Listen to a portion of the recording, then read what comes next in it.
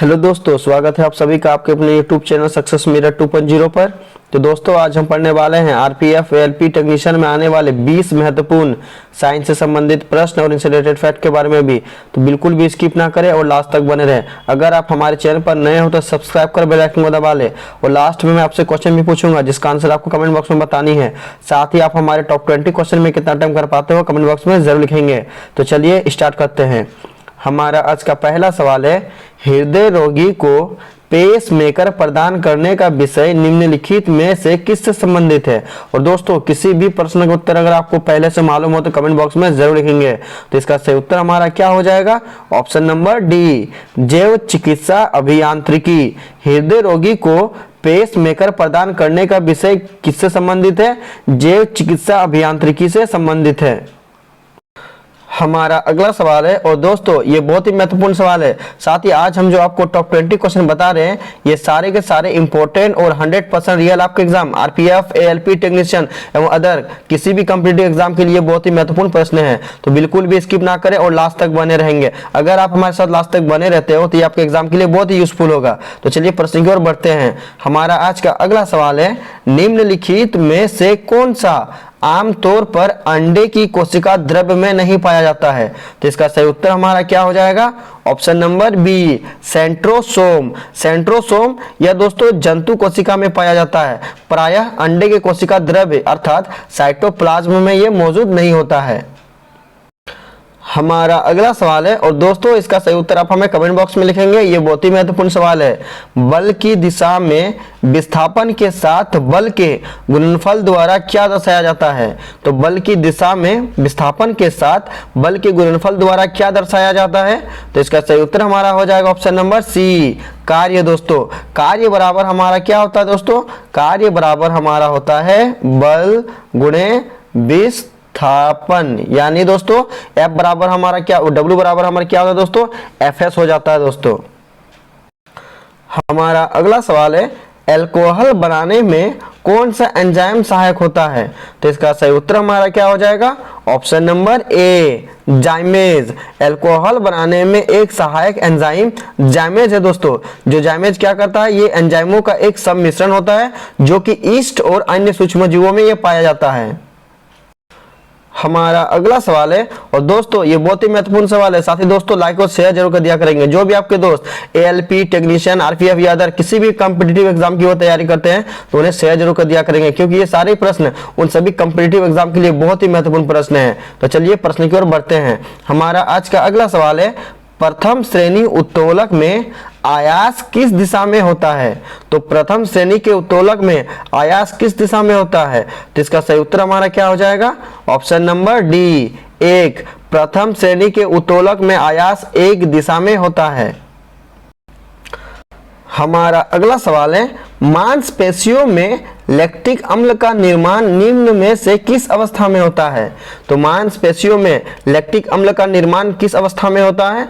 तो इसका सही उत्तर हमारा हो जाएगा ऑप्शन नंबर ए, अवायवीय श्वसन। अवायवीय श्वसन के दौरान मांसपेशियों में लैक्टिक अम्ल का निर्माण होता है। हमारा अगला सवाल है, और दोस्तों ये बहुत ही महत्वपूर्ण सवाल है। इसका सही उत्तर आप हमें कमेंट बॉक्स में लिखेंगे। टॉर्च बनाने में किसका प्रयोग किया जाता है? तो इसका सही उत्तर हमारा क्या हो जाएगा? ऑप्शन नंबर सी, अवतल दर्पण। अवतल दर्पण दोस्तों यह एक अभिसारी दर्पण होता है, और इसमें क्या करता है दोस्तों, ये किसी भी प्रकाश को एक निश्चित स्थान पर मिलाता है और जिसको दिखाता है, जिसके कारण टॉर्च बनाने में अवतल दर्पण का प्रयोग किया जाता है। साथ ही दोस्तों नाक, कान, गला का डॉक्टर भी अवतल दर्पण का प्रयोग करते हैं, और गाड़ी की हेडलाइट बनाने में भी दोस्तों अवतल दर्पण का प्रयोग किया जाता है। हमारा अगला सवाल है, घोंघे पशु साम्राज्य के किस संघ का उदाहरण है? तो इसका सही उत्तर हमारा क्या हो जाएगा? Option number A, Mollusca. Mollusca की दोस्तों एक खास विशेषता होती है, उनमें क्या होता है, उनका शरीर नरम होती है और वो क्या करते हैं दोस्तों, एक प्रायः कठोर खोल द्वारा वो संरक्षित होते हैं। हमारा अगला सवाल है, भोजन के प्रति इकाई द्रव्यमान से अधिक कैलोरी देता है वह भोजन कौन सा है? तो इसका सही उत्तर हमारा क्या हो जाएगा? ऑप्शन नंबर सी, वसा। वसा दोस्तों वह भोजन है जो भोजन के प्रति इकाई द्रव्यमान से अधिक कैलोरी देता है। हमारा अगला सवाल है, जीवों द्वारा अपशिष्टों से छुटकारा पाने की प्रक्रिया को किस रूप में जाना जाता है। और दोस्तों ये सारे प्रश्न आपके सभी कॉम्पिटिटिव एग्जाम के लिए बहुत ही महत्वपूर्ण है दोस्तों, तो लास्ट तक बने रहेंगे और सभी प्रश्नों को अच्छे से देखेंगे और उन्हें याद करेंगे। साथ ही दोस्तों लाइक और शेयर जरूर कर दिया करेंगे, और जो भी हमारे चैनल पर नए हो वो सब्सक्राइब कर बेल आइकन को दबा लेंगे। तो जीवों द्वारा अपशिष्टों से छुटकारा पाने की प्रक्रिया को किस रूप में जाना जाता है, तो इसका सही उत्तर हमारा हो जाएगा ऑप्शन नंबर डी, उत्सर्जन। उत्सर्जन के माध्यम से दोस्तों हमारे शरीर में अपशिष्ट पदार्थों का क्या होता है, निष्कासन होता है। हमारा अगला सवाल है, फेफड़ों में श्वसन गैसों का आदान प्रदान किस में होता है। तो फेफड़ों में श्वसन गैसों का आदान प्रदान किस में होता है, तो इसका सही उत्तर हमारा क्या हो जाएगा, ऑप्शन नंबर बी, क्रीपीपा अर्थात एल्वियोली। ये दोस्तों ये पॉइंट ज्यादा इंपॉर्टेंट रखता है दोस्तों, हमेशा एग्जाम में एल्वियोली ही पूछा जाता है। तो फेफड़ों में श्वसन गैसों का आदान प्रदान किस में होता है, एल्वियोली में होता है। हमारा अगला सवाल है, और दोस्तों ये बहुत ही महत्वपूर्ण सवाल है, ये 2018 टेक्नीशियन में ये पूछा गया सवाल है, तो इसका सही उत्तर आप हमें कमेंट बॉक्स में लिखेंगे।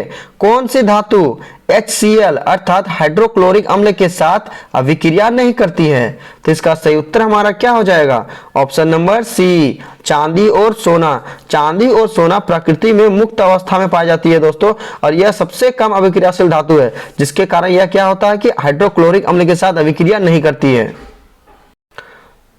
हमारा अगला सवाल है, एक फुटबॉल में समान आकार के किसी पत्थर से कम जड़त्व होता है, क्योंकि। तो एक फुटबॉल में समान आकार के किसी पत्थर से कम जड़त्व होता है, क्यों, तो इसका सही उत्तर हमारा क्या हो जाएगा दोस्तों, ऑप्शन नंबर सी, फुटबॉल में पत्थर की तुलना में कम भार होता है। फुटबॉल जो दोस्तों एक ही आकार का होता है, परंतु ये क्या होता है, ये पत्थर की तुलना में कम भार का होता है, जिसके कारण दोस्तों इसमें जड़त्व क्या होता है, हमारा कम होता है। हमारा अगला सवाल है, निम्नलिखित में से किसमें पाचन तंत्र अधूरा होता है, तो किसमें पाचन तंत्र अधूरा होता है, तो इसका सही उत्तर हमारा हो जाएगा option number A, Platyhelminthes. Platyhelminthes दोस्तों यह एनीमिलिया किंगडम से संबंधित है, और इसमें क्या होता है दोस्तों, पाचन तंत्र हमारा नहीं होता है। हमारा अगला सवाल है, कोशिका संधियां जिन्हें अछिद्र, आसंजी और अंतराल संधियां कहा जाता है, कहां पाई जाती है, तो इसका सही उत्तर हमारा क्या हो जाएगा, ऑप्शन नंबर सी, उपकला उत्तक में। उपकला उत्तक में दोस्तों आछिद्र संधि, आसंजक संधि और अंतराल संधि सभी प्रकार की कोशिका संधियां उपकला उत्तक में पाई जाती है। हमारा अगला सवाल है, मैग्नीशियम तत्व सल्फर के साथ अभिक्रिया करके कौन सा बंधन बनाता है, और दोस्तों ये टेक्नीशियन 2018 में ये पूछा गया सवाल है, तो इसका सही उत्तर हमारा क्या हो जाएगा, तो मैग्नीशियम तत्व सल्फर के साथ अभिक्रिया करके कौन सा बंधन बनाता है, तो इसका सही उत्तर हमारा हो जाएगा ऑप्शन नंबर ए, आयनिक बंधन। आयनिक बंधन दोस्तों मैग्नीशियम तत्व सल्फर के साथ अभिक्रिया करके बनाता है। और दोस्तों मैग्नीशियम क्या होता है कि आवर्त सारणी के आवर्त 3 में पाया जाता है और वर्ग 2 में है दोस्तों। साथ ही दोस्तों इसके सबसे बाहरी कोश में कितना इलेक्ट्रॉन पाया जाता है, 2 इलेक्ट्रॉन पाया जाता है।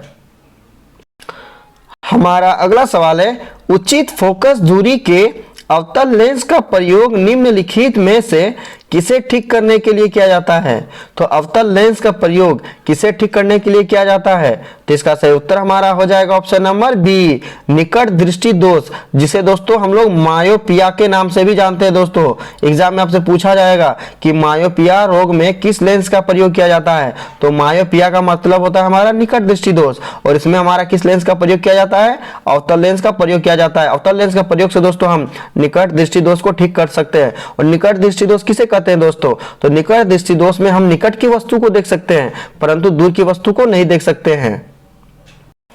हमारा अगला सवाल है, यदि रक्त में शर्करा का स्तर बढ़ जाता है तो किस हार्मोन का स्राव होता है, तो इसका सही उत्तर हमारा क्या हो जाएगा, ऑप्शन नंबर डी, इंसुलिन। जब रक्त में शर्करा का स्तर बढ़ जाता है तो हार्मोन इंसुलिन का स्रावित होता है। और दोस्तों इंसुलिन का स्रावित कौन सा अंग करता है, अग्नाशय करता है। और इंसुलिन का स्राव किस कोशिका से होता है, ये आपसे एग्जाम में पूछा जाएगा, ये बहुत ही महत्वपूर्ण सवाल है।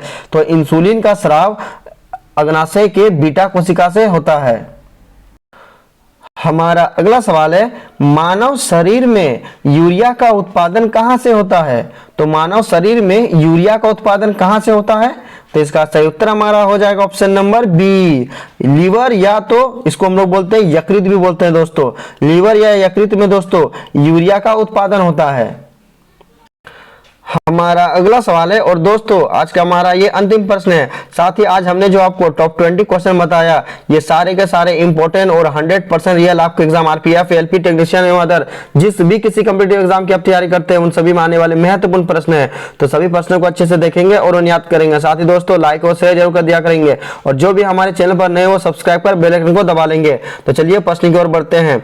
हमारा आज का अंतिम प्रश्न है, फोटोस्टेट मशीन निम्नलिखित में से किस तकनीक पर कार्य करती है? और दोस्तों इसका उत्तर अगर आपको पहले से मालूम हो तो कमेंट बॉक्स में जरूर लिखेंगे। तो इसका सही उत्तर हमारा क्या हो जाएगा? ऑप्शन नंबर सी, स्थिर विद्युत छवि निर्माण। स्थिर विद्युत छवि निर्माण दोस्तों यह फोटोस्टेट मशीन पर कार्य करती है।